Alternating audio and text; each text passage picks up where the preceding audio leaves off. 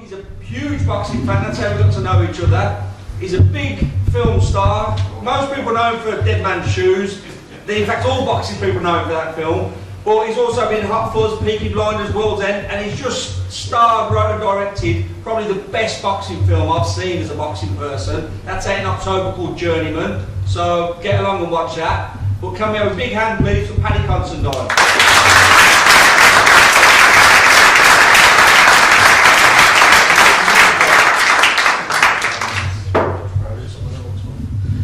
Now the man we've come here to meet today, get pictures of his belt, watch his fights, get a little insight. The new European champion, the Savage Sam Eggington.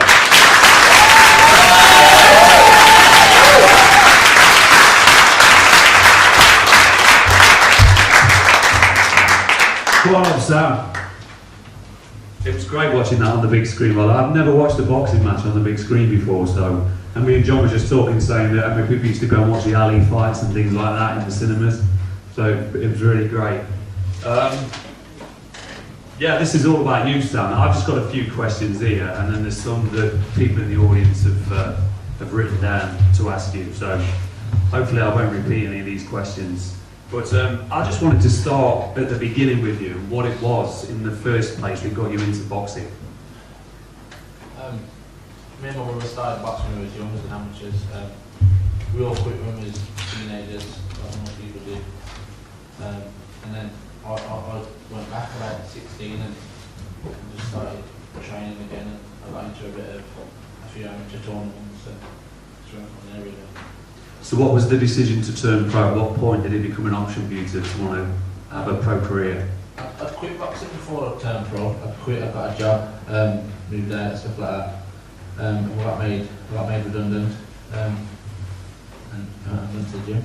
Yeah, Spoke to Craig Cunningham. So obviously he went to the same amateur gym. And obviously he was training over to do properly and I heard about this journeyman stuff, so I asked him if I could come to the gym with him and he spoke to John and went from there. So, and that was my next question as well. So that's a true story that you went into that gym and you asked how do you become a journeyman, just to make a few I asked for that. Yeah. So what was the turning point for you? At what point did you feel that there was a change in you, that there started to be some potential in you, that you weren't just a journeyman, and in fact that there was something else about it that was a bit more special? We went away from the first fight and I won that, so it was going back from the start really to be a journeyman. But like I say, I went into the first prize fight and straight after the first prize fight we got offered a millions title shot. So I started winning titles from quite early anyway. Yeah. So I started to rethink things, but not up until obviously I signed with Matchroom and stuff. I weren't really looking to win much title. I was just trying to earn a bit of money, and Yeah. that's still the case now. And it was Barry Hearn that started to take an interest in you. And how did that come about? I went in the second prize fighter. And I won the first round, and I thought I got a bad decision in the second round. And so did Barry. So he followed us backstage and said, look, it was a bit of a bad decision. But don't worry about it, we're getting on the show. About a week or two later, they put me on a big card in Manchester.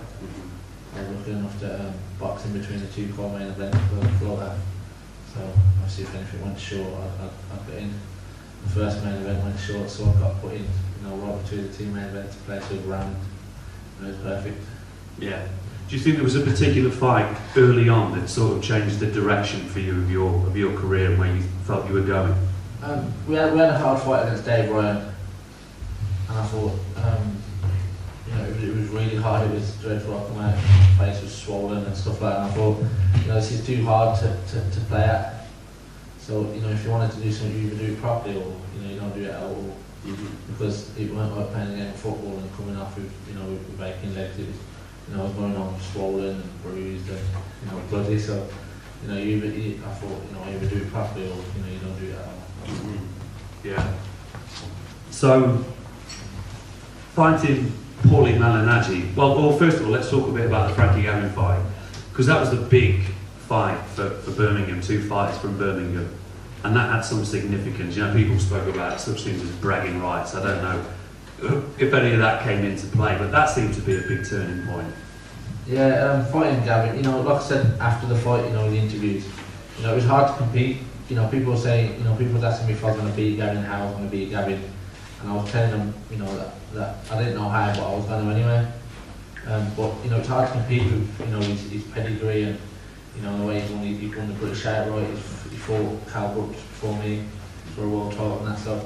It was hard to compete with what he could say and I could say, you know what I mean? But I was just determined to make sure that I beat him, and that's what I did. Yeah.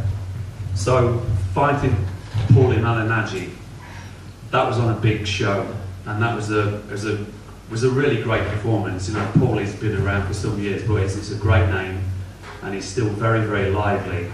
And there was a point in that fight that I was watching going, what the hell is this guy doing? Taking all these unnecessary shots, you know, and Paulie, with respect, obviously he wasn't one of the biggest punchers in his division, the light welter or the welters, but there's no need to stand there and take those kind of punches. I just wondered, from a fighter's point of view, well, from your point of view, what was going through your mind at that moment, just taking those shots? Everyone asked me that same question. He caught me with a good 1-2, which stung. So I just covered up. And then when he started going, whoa, by this time I was fine by then, and I kind of recovered. But I was thinking about what the referee was thinking, you know, I just got caught with 2 big shots, and you know, if I was a referee and I saw someone get caught with 2 big shots and they were just standing there covered up, I'd presume, you know, they didn't want to be there. Yeah. So you know, you have to do things in a split second, and I just thought, put my hands down, let him hit me, and somehow that showed the referee that, you know, I did get hit, but I was fine. Yeah. That's the fighter's mentality. I could have picked something better to do, but it was a split second. And, 1 second. Go on, John. Right, echoing on that story now, I want us to show you the mentality of this guy. When he fought Denton Vassell, he got really hurt to the body, really bad. And all of a sudden, thinking he's smart, he drops his hands and lets Denton Vassell, who's a big knockout puncher, wail away on his chin. And I says to him, what was you doing afterwards? He says, well, I had no idea. He says, he really hurt me to the body, and I thought if I let him hit me on the chin, he'll forget about what I did.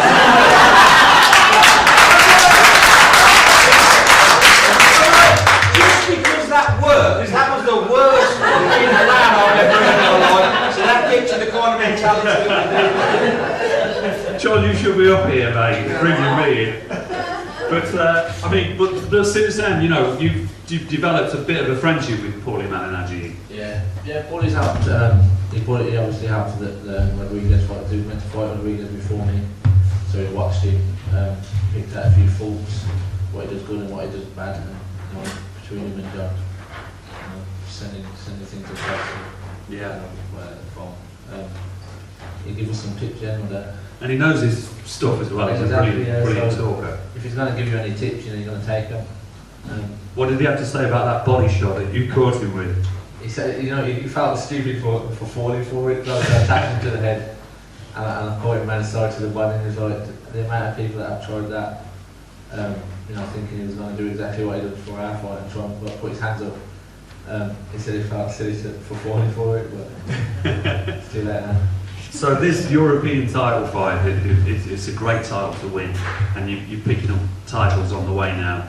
And that, although it was watching the fight live, it was a pretty scary moment, because it was a pretty scary finish. And I realised that you couldn't celebrate the way you wished to because of the nature of that stoppage and the condition that Rodriguez was in. But that was an incredible highlight reel stoppage win, you know. Where do you want to go from here? There's only one more step, you know, to take. If I don't say world title now, I might as well quit now, because there's only that's the only next step. So you know, we're going to try and defend the European for the years out, and then next year hopefully, you know, we'll get a big phone call for Vegas. Yeah. Amazing. Have you noticed since your rise, because you're getting fans now, I read some of the responses after the last fight, and people were comparing you to Cole Froch in the nature of the way that you similarly fight. You don't mind taking a few punches to get your shots in, and so you were drawing those kind of comparisons, and there's a whole new fan base, it seems, for you out there. Have you felt the shift in fans and people turning up to the fights? Yeah, like I say, for this fight we sold over 200 more tickets than we'd ever sold before, so it's definitely growing. But just in general, that since the Man and Large fight, it was such a big show. Just general day to day on the roads, on the street, you're being stopped more, you're getting people asking for pictures and stuff like that. But yeah, it's definitely growing. Yeah. Do you accept that some of that's because of your personality and how you are? You do have humility about you, and I think the way you go about your business and the way you conduct yourself is something that attracts fans as well. Maybe. I mean, the way I fight is quite exciting, but like I say, it's nice to think that people buy tickets just because of my personality. Maybe. It's the whole deal. I don't want to. I've got a couple of questions here, but I think they might sort of infringe on some of these ones we've got written down here. So I'm going to ask you some of these from people in the crowd. So this one, they're all pretty anonymous, but this is your top 10 on BoxRec, 11 with the WBC. When you look at the names above on those lists, is there one in particular that you want to fight?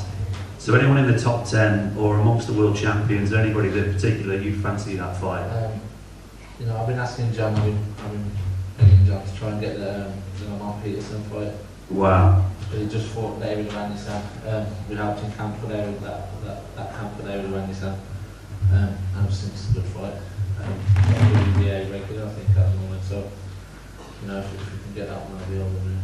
Do you look at people like Amir Khan or even Kelly a couple of weeks ago, well, just over a week ago, sorry. Do you look at those guys and think domestically there's big fights with domestic opponents as well? Yeah, there's definitely big fights domestically, but I like to fight for belts, so if you've got a belt, then the top of the list. Yeah. Domestic opponents, it don't really excite you unless like I say, they've got a belt. Yeah. So top 5-ish, getting into those elite 5 sort of welters in the world, the Thurmans and the Spencers, and Pacquiao is still in there. Do you look into that and think, you're only 23 years old, do you think on the horizon there's a potential to get in there with one of those guys? It's hard to say because obviously they are elite and the top of the tree, but there's no fight I'll turn down. So if they offer me a fight, then I'll definitely take it. Great. I'll take another question here. This is from James Hart, is that right? Did you watch Bradley on Friday night, Bradley Skeet? And is a rematch on your agenda, or is it not a priority now? I know he was talking about you a little bit, leading up to his fight on Friday. I did watch it, it was decent. He was definitely, he was comfortable with, but I think most people who watch boxing knew that was going to happen anyway. And a rematch, I'm not really, unless there's an eliminator or something on it, then honestly I'm not really chasing him. He's got the British, I've got the European. He said he's past the European and he's world level, so we'll see. Yeah, maybe down the line, or maybe it's not necessary to fight again. So this is Dexter Hastings. After winning, this might be something we spoke about, we'll ask it anyway. After winning European, the next step would be the world title, but wouldn't you fancy avenging your last defeat? It's the same thing for the British title, we just covered that. Okay. At what age/stage would you like to walk away from boxing? As soon as possible. Right answer. As soon as possible. It's no fun. People say it all the time, it's no fun being punched in the face, or why would you want it? Yeah. Why would you want it? Stop dropping your hands here. If I could do any other job, that pays the same dollar as yours, but it doesn't. So yeah. I'm staying here for now, but as soon as possible. Do you feel like there's Cal was heavily criticised, I thought, for his fight, and he was, whether or not that weight, getting back down to that weight was a problem. I know he seemed to do very comfortably with what it takes out of you. He had the same injury to the opposite eye, and he got criticised for quitting in that fight, and I think sometimes that people don't realise just how hard a game boxing is, and using that word quit I think people should be a bit less sort of liberal with that word when it comes to fighting and what they have to go through. How do you feel about that whole sort You know of... what? When it first happened, he all went with Golovkin.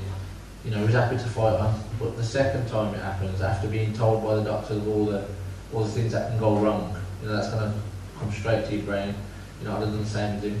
You know, I'm not going to risk my eyesight or my health for boxing in any way, shape or form. Yeah. So, you know, if you don't feel like you're going to lose your sight, then, you know, stop there straight away. Yeah. It's your health after when it's all done and dusted. This is the last one I've got on here by Ian McGee. After your amateur career ended, if it would not have been for financial reasons, do you think you would have ever returned to boxing? Was No, never. No chance. No. Like I said, I didn't enjoy it when I was an amateur. I trained twice a week for an hour. No, definitely not. It's just now that you're in a seat, and if you keep going the way you do, and you do have the potential to come out of boxing, to make a living and to come out of boxing, and the smartest ones come out with a few quid in their bank account and their health. I feel good and, you know, my health, and that's it. I'm not going to risk it for anything else. No, that's brilliant, Sam. I agree with you.